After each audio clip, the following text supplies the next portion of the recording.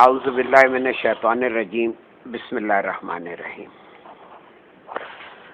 کتاب قلندر شعور، آج ہم اس کے صفحہ نمبر 98 یعنی 98 سے اپنے مطالعے کا آغاز کرتے ہیں۔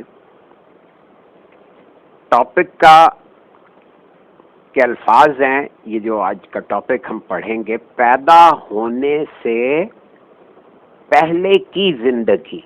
ذرا اس جملے پہ رک جائیے، اس ٹاپک پہ غور کریں کہ اس میں کیا بتانے لگے۔ پیدا ہونے سے پہلے کی زندگی۔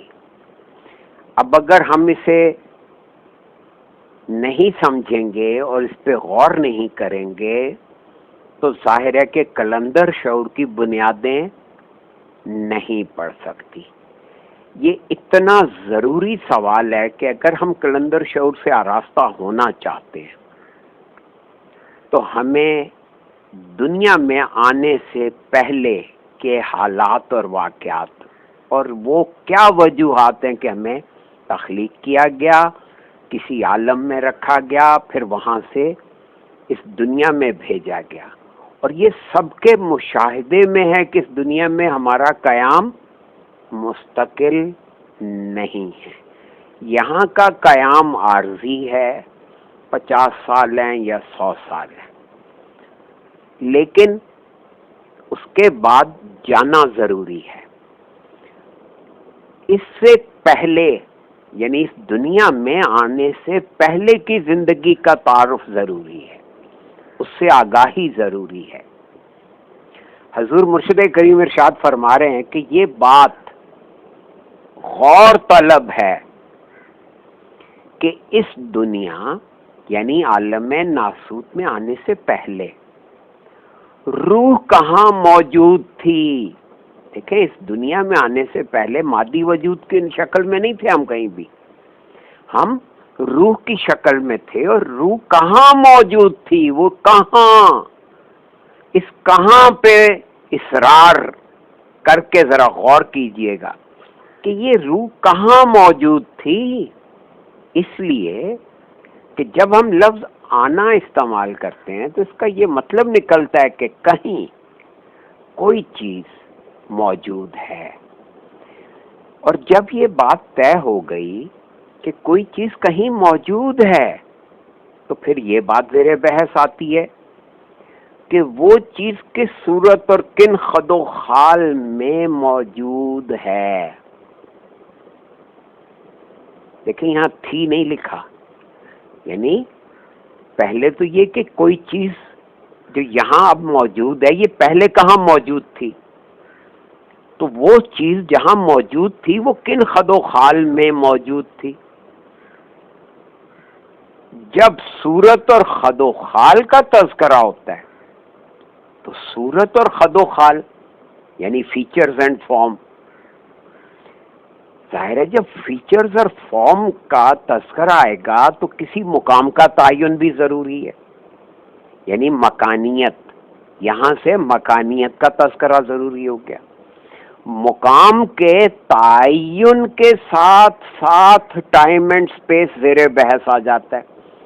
جب آپ خد و خال، صورت اور مقام کا تعین کریں گے تو لامحالہ خد و خال سب کا سب مکانیت ہے، تو زمان و مکان زیر بحث آ جائے گا۔ حضور مرشد کریم فرما رہے ہیں ہم پیدا ہونے سے پہلے کہاں تھے؟ اس کا آسان سا جواب یہ ہے کہ پیدا ہونے سے پہلے تمام انسان، حیوانات بھی عالم ارواح میں موجود تھے۔ عالم ارواح سے منتقل ہو کر عالم ناسوت یعنی مادی دنیا میں آ گئے، لیکن جب ہم عالم ارواح کا تذکرہ کرتے ہیں تو یہ بات تشریح طلب بن جاتی ہے کہ عالم ارواح کیا ہے۔ یہ سوال بہت توجہ طلب ہے کہ عالم ارواح اصل میں ہے کیا۔ ہمارے ذہن میں عجیب و غریب خاکے چلتے ہیں جب عالم ارواح کا تذکرہ ہوتا ہے تو حضور فرما رہے ہیں کہ عالم ارواح کا علم، عالم ارواح کا علم لامتناہی علم ہے، یعنی عالم ارواح کے بارے میں جتنا کچھ بھی کوئی جانتا ہو وہ کم ہے، کیونکہ عالم ارواح کا علم لامتناہی ہے۔ لیکن اللہ نے جن لوگوں کو یہ علم عطا کیا ہے وہ اس علم سے روشناس ہیں، یعنی لامتناہیت کا علم بھی اللہ ہی کی عطا ہے۔ اللہ رب کریم نے یہ بات قرآن میں واشگاف کہی کہ علم دیا ہے لیکن قلیل۔ قلیل کا مطلب کیا ہوا کہ لامتناہیت کا قلیل بھی لامتناہیت ہوتی ہے۔ اور جن لوگوں کو اللہ تبارک و تعالی یہ علم عطا فرماتے ہیں، جو اس علم سے روشناس ہو جاتے ہیں، وہ اپنا یہ علم اپنے شاگردوں کو منتقل کر دیتے ہیں۔ کیا لفظ ہے؟ کر سکتے ہیں نہیں، کر دیتے ہیں، بشرطے کہ وہ ان کے شاگرد بننے کا حق ادا کریں۔ یہ ہے سارا راز کہ عالم ارواح کا اصل علم مرشد کریم کی توسط سے ان کی طرز فکر کو اپنا کر ان کی نسبت حاصل ہونے کے بعد ہی حاصل ہوتا ہے۔ باقی ہمارے آپ کے اندازے ہیں جو جتنے مرضی لگا لے، جب تک آپ کو مرشد کریم کی طرز فکر منتقل نہیں ہوگی، یعنی اللہ نے جن لوگوں کو یہ علم عطا کیا ہے ان کی نسبت حاصل نہیں ہوگی، تو یہ علم ہمیں حاصل نہیں ہو سکتا۔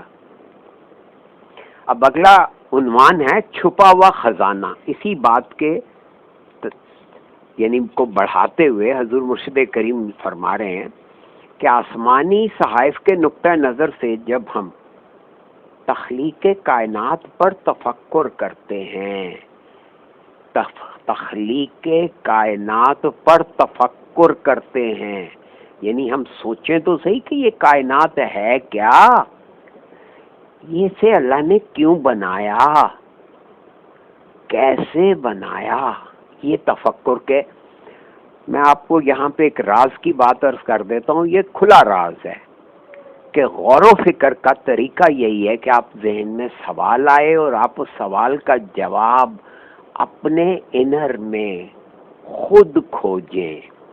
اب دیکھیں نا، وہ سوال اٹھاتے جا رہے ہیں پھر اس کو بتاتے ہیں کہ بھئی آپ کو خود غور کرنا ہوگا۔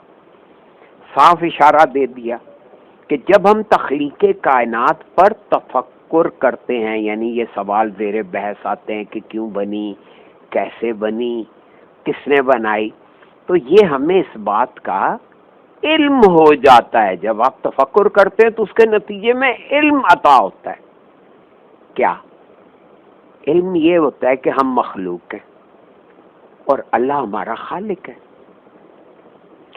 خالق نے جب چاہا تو کن فرما کر کائنات کو بنا دیا۔ اب یہ وہ ڈیفینیشن ہے جو قرآن نے ہمیں دی ہے کہ خالق نے جب چاہا۔ اس میں کیا؟ خالق، پھر اس کی چاہت، پھر اس کا فرمانا، چاہت کے بعد فرمان اور پھر اس کی بناوٹ، کائنات کو بنا دیا۔ سوال یہ ہے کہ خالق نے کیوں چاہا، اور خالق نے جو چاہا وہ پہلے سے موجود تھا یا نہیں؟ غور کریں ذرا سوال۔ نمبر ایک، خالق نے جو چاہا وہ پہلے سے موجود تھا یا نہیں؟ اگر خالق کا چاہنا موجود تھا تو کہاں تھا؟ اب اگلا سوال، یعنی یہ تو طے ہو گیا کہ ہاں جی ان کی چاہت ازل سے تھی۔ کیونکہ وہ خود ذات ازل سے ہے. تو خالق کا چاہنا جو ہے وہ موجود تھا. تو اب اگلا سوال اٹھایا کہ کیوں چاہا. ٹھیک ہے, اگر خالق کا چاہنا موجود تھا تو وہ کہاں تھا؟ غور کریں, یہ چاہت کہاں تھی؟ ظاہر خالق کے اندر تھی. اور خالق نے کائنات کیوں بنائی؟ ظاہر کائنات باہر بنی. اب چاہت خالق کے اندر تھی اور کائنات باہر تھی. یہاں سے یہ اندر اور باہر کا فرق دیکھیں کتنا واضح ہو رہا ہے. اس کے بارے میں خالق خود کہتا ہے میں چھپا ہوا خزانہ تھا. میں نے مخلوق کو محبت کے ساتھ اس لیے پیدا کیا کہ میں پہچانا جاؤں. ذرا اس جملے پہ غور کریں, یعنی توجہ دیں, توجہ کو اس پہ مرکوز کر دیں. کیا کہ مخلوق کو محبت کے ساتھ پیدا کیا کہ وہ پہچانا جائے. اب یہ لفظ پہچان دے کا کیا مطلب ہے؟ میں یہاں آپ کی اجازت سے ذرا لفظ پہچان پہ آپ کی توجہ چاہوں گا. دیکھیں نا, میں نے یہ کتاب دیکھی ہے, پڑھی ہے, کلندر شور. میں جب بھی اسے دیکھوں گا میں اسے پہچان لوں گا کہ ہاں یہ کلندر شور کتاب ہے. اب میں کسی صاحب سے ملتا ہوں, ان کا نام زید عمر بکر جو بھی ہے, وہ ان سے تعارف ہوتا ہے, وہ کہتے ہیں جی میرا یہ نام ہے. ان کے خد و خال اس نام کے ٹیگ کے ساتھ میرے ذہن میں بس گئے. اب میں جب بھی انہیں دوبارہ دیکھوں گا میں کہوں گا ہاں جی یہ زید ہیں یا عمر ہیں یا بکر ہیں. غور کریں, یہ ہے پہچاننا. ٹھیک ہے, لیکن اللہ کیا کہہ رہے کہ مجھے جانا جائے, مجھے جان لیا جائے. تو کس چیز کو جاننا ہے؟ اللہ کے کاموں کو جاننا, اللہ کی صفات کو جاننا, اور پھر اللہ کی ذات کو جاننا. یہ 3 درجے ہیں جن پہ اللہ چاہتا ہے کہ ہم اسے جانیں. اللہ کی بات کو سمجھنا, پھر اللہ کے نظام کو سمجھنا, پھر اس نظام کے پیچھے کام کرنے والی اللہ کی صفات کو سمجھنا, اور پھر اس کے بعد اللہ توفیق دے, اللہ ہمت دے تو اور آپ اللہ کی ذات کو سمجھ لیں. یہ 4 درجے ہیں. اللہ کی بات کو سمجھنا, تو اللہ کی بات قرآن کی صورت میں ہمارے پاس موجود ہے. پھر اللہ کے نظام کو سمجھنا, اللہ کے کاموں کو سمجھنا, تو وہ اللہ کی تخلیقات پہ آپ غور کریں گے تو یہ اللہ کے کام ہی تو ہیں. اللہ نے روح کے بارے میں کہا یسألونک عن الروح قل روح من امر ربی. روح تو اپنے رب کے کام کے لیے ایک چیز بنی ہوئی ہے. غور کریں, یہ 4 درجے ہیں جن پہ اللہ نے یہ چاہا کہ ہم اسے جانیں. کم از کم پہلا درجہ یہ کہ ہم اس کی بات کو سمجھیں, دوسرا اس کے نظام کو سمجھیں, اس کے کاموں کو سمجھیں, پھر ان کاموں کے پیچھے, اس نظام کے پیچھے کام کرنے والی ایجنسیز جو ہیں, یعنی اس کی صفات کو سمجھیں, پھر اس کے بعد اس کی ذات کو سمجھیں. حضور مرشد کریم ارشاد فرما رہے ہیں مخلوق جو کچھ اور جس طرح موجود ہے اس کی موجودگی کے بارے میں بھی خالق خود بتاتا ہے کہ میں نے مخلوق کو اپنی صفات پر پیدا کیا ہے. غور کریں کہ خالق کی ایک ذات ہے, صفات ہیں, پھر آگے اس کا ایک سسٹم ہے, پھر آگے وہ ایک فرد ہے. اس فرد سے یہ توقع کی جا رہی ہے کہ وہ پہلے خود کو جانے, کیونکہ اگر وہ خود کو جانے گا تو اسے پتہ چل جائے گا کہ میری اساس, میری بیس جو ہے وہ اللہ کی صفات ہیں. تو وہ جب اللہ کی صفات کو جانے گا, یعنی اپنی صفات کو جانے گا, تو گویا وہ اللہ کی صفات کو سمجھ رہا ہوگا نا. حضور مرشد کریم فرماتے ہیں کہ یہ بات سب جانتے ہیں کہ ذات کو صفات سے الگ نہیں کیا جا سکتا. ذات کو صفات سے الگ نہیں کیا جا سکتا. صفات ذات کے اندر موجود ہوتی ہیں اور صفات سے ہی ذات کا تعارف ہوتا ہے. اس جملے پہ توجہ دیجئے کہ صفات اصل میں ذات کا تعارف ہے.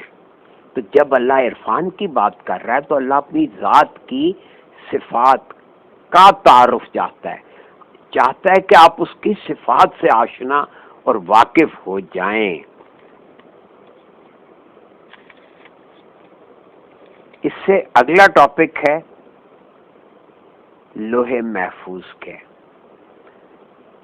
تمام آسمانی صحائف اور الہامی کتابیں، وہ مصحف ابراہیمی ہو، زبور ہو، انجیل ہو، توریت ہو، گیتا ہو یا آخری کتاب قرآن ہو، ہر کتاب اور الہامی تحریر ہمیں یہ علم عطا کرتی ہے کہ زندگی کے تقاضے، زندگی کے تمام اعمال و حرکات اور زندہ رہنے کی کل طرزیں، زندگی کے تمام زمانے اور نشیب و فراز کن کے ساتھ ایک سطح پر نقش ہو گئے.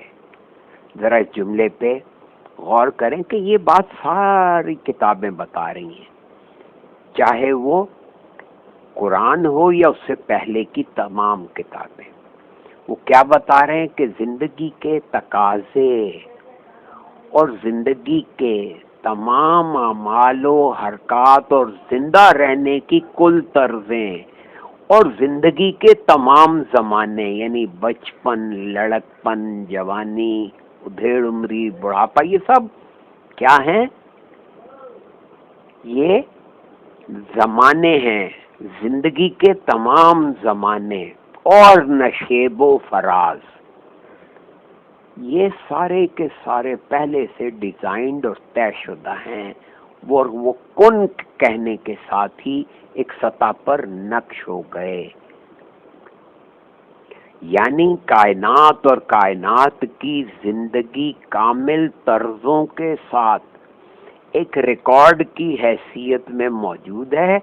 جس جگہ، جس سطح پر یا جس اسکرین پر کائنات اپنے پورے خد و خال کے ساتھ ریکارڈ ہے یا محفوظ ہے، الہامی کتابیں اسے لوح محفوظ کا نام دیتی ہیں. اب لوح محفوظ میں ہم نے محفوظ کا ترجمہ حفاظت سے رکھی ہوئی چیز کیا، حالانکہ اس کا تعلق اگر آپ حفظ یعنی کسی چیز کو ذہن میں یاد رکھنے سے جوڑیں، حفظ سے محفوظ ہے. یہ عربی کا جو قاعدہ ہے اس کے مطابق غور کریں. لوح محفوظ وہ چیز جو حافظے میں کہیں رجسٹرڈ ہے، اس کا نام ہے لوح محفوظ. یعنی یہ پورا پروگرام جو اللہ کے ذہن میں ریکارڈ ہے، اس کا نام ہے لوح محفوظ. اب زمین کی سطح پر جو کچھ مظاہرہ ہو رہا ہے وہ دراصل لوح محفوظ پر بنی ہوئی فلم کا مظاہرہ یعنی ڈسپلے ہو رہا ہے. اب دیکھیں یہاں لفظ فلم، کیونکہ ہمارا ذہن مثالیں چاہتا ہے، کیونکہ ایبسٹریکٹ تھنکنگ ہمیں نہیں آتی، تو لہٰذا مثال دی جیسے فلم کا مظاہرہ یعنی ڈسپلے ہو رہا ہے. سائنسی زبان میں اس کو اس طرح کہا جا سکتا ہے کہ ایک پروجیکٹر ہے، اس پروجیکٹر پر ایک فلم لگی ہوئی ہے، اور وہ فلم جب چلتی ہے تو جہاں جہاں اسکرین موجود ہے وہاں وہاں یہ فلم نظر آتی ہے. اس قانون سے یہ بات معلوم ہو جاتی ہے کہ ہماری زمین کی طرح بے شمار زمینیں موجود ہیں. جس طرح آپ کی زمین پہ یہ قدرت کا پروگرام ڈسپلے ہو رہا ہے، نشر ہو رہا ہے، اسی طرح جہاں جہاں یہ اسکرینیں ہیں وہاں پر لوح محفوظ کا پروگرام ڈسپلے ہو رہا ہے. جس طرح ہماری زمین پر انسانی آبادی ہے، اسی طرح کائنات میں موجود بے شمار سیاروں پر بھی انسان آباد ہیں، اور وہاں بھی زندگی گزارنے کے تمام وسائل موجود ہیں. اب اس فلم کو کیسے چلایا جاتا ہے؟ تو اللہ کی تجلی. پروجیکٹر پہ ایک فلم لگی ہوئی ہے. پروجیکٹر جن لوگوں نے پہلے جو ذرا اولڈر جنریشن کے لوگ ہیں انہیں پروجیکٹر کا لفظ سمجھ میں آتا ہے کہ اس کے اندر ایک فلم چلتی تھی, اس کے پیچھے ایک روشنی کا سورس یا بلب ہوتا تھا. تو پروجیکٹر پر ایک فلم لگی ہوئی ہے. پروجیکٹر کی فلم اس وقت تک اسکرین پر منعکس نہیں ہوتی جب تک پروجیکٹر کو کوئی روشنی فیڈ نہ کرے. تو لوہے محفوظ پر چلنے والی فلم کو جو روشنی متحرک کرتی ہے وہ اللہ کی تجلی ہے. اللہ کی اس تجلی کا عکس براہ راست لطیفہ اخفا پر پڑتا ہے. اس کا مطلب یہ ہوا کہ جب کوئی بندہ اپنے اندر موجود لطیفہ اخفا کو دیکھ لیتا ہے یا اپنے اندر موجود لطیفہ اخفا سے واقف ہو جاتا ہے تو دراصل وہ اللہ کی تجلی کا مشاہدہ کر لیتا ہے.